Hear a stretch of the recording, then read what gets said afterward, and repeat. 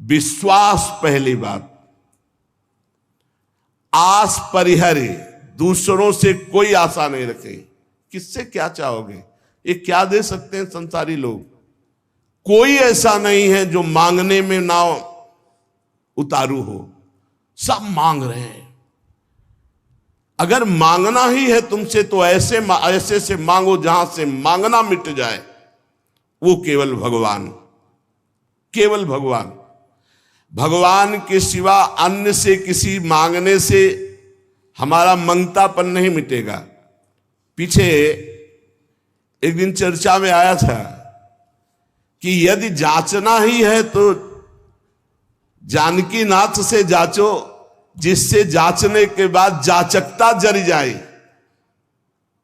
मांगना मिट जाए।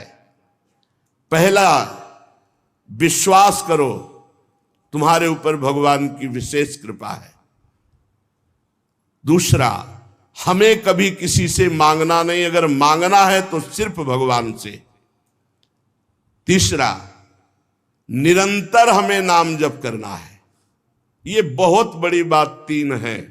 भगवान पर दृढ़ विश्वास, अन्य किसी का आशा भरोसा नहीं, और निरंतर नाम जप। तो कह रहे बिनु श्रम तरई भवनाथ सो समराम है। अन्य कोई साधन का श्रम नहीं, उसे निश्चित भगवत प्राप्ति हो जाएगी। भगवान पर विश्वास रखकर नित्य स्मरण करने का हमें प्रयत्न करना है, प्रयत्न करना है। जितनी हमें सामर्थ्य दी है उतना हमें करना है। आगे की बात भगवान संभाल लेंगे, पक्का समझ लो। घंटों आप संसार की वार्ता कर सकते हो, घंटों घंटों आप संसार के दृश्य देख सकते हो।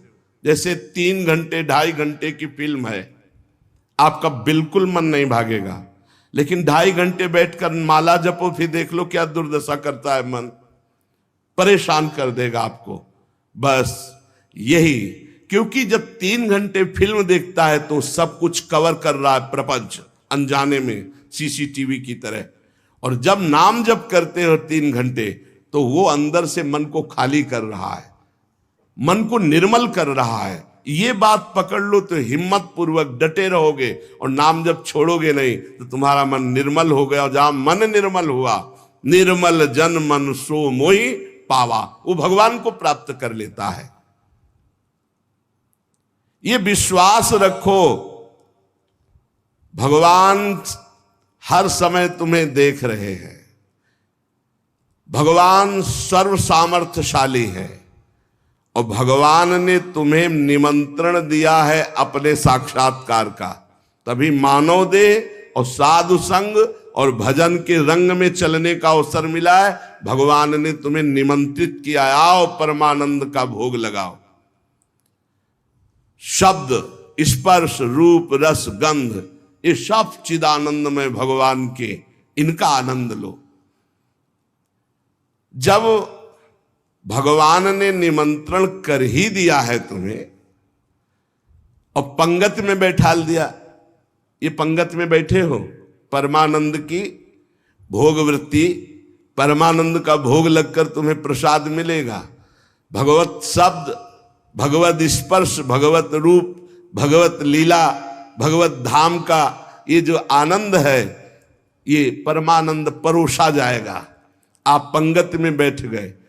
कोई धर्मात्मा पुरुष जब तुम्हें पंगत में बैठालता है, पत्तल दोना डाल देता है, तो इसके बाद तुम्हें उबने की जरूरत नहीं, सामान भी आएगा। वो ऐसा कंजूस नहीं कि पत्तल दोना डाल के उठा दे और भगा दे। तो भगवान ने तुम्हें बुलाया, वृंदावन आए, सत्संग सुनाया, अपने मार्ग में चलने का उत्साह दिया, तो भगवदानंद की प्राप्ति भी उन्हीं की कृपा से होगी। तुम चिंता मत करो। एक और तुम्हें बात बता दें खास, यदि भगवान के आश्रित हो गए हो, अंदर से दृढ़ भरोसा भगवान का, और निरंतर भजन भी नहीं होता, तो आपको निरंतर भजन का ही फल मिलेगा।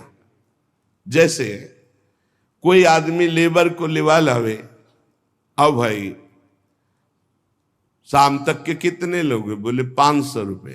अब बैठ जाओ, यहां बैठ जाओ, हम आपको काम बताएंगे। और शाम तक उसने कोई काम नहीं करवाया, तो बोले उसको 500 रुपया देना पड़ेगा कि नहीं देना पड़ेगा? पक्का देना पड़ेगा ना। तो भगवान को भगवत प्राप्ति करानी पड़ेगी।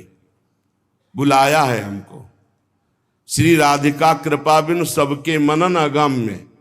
श्री जी ने वृंदावन बुलाया है, जिनको वृंदा विपिन है कृपा ते नहीं की हुए, तभी तो यहां आ पाओगे।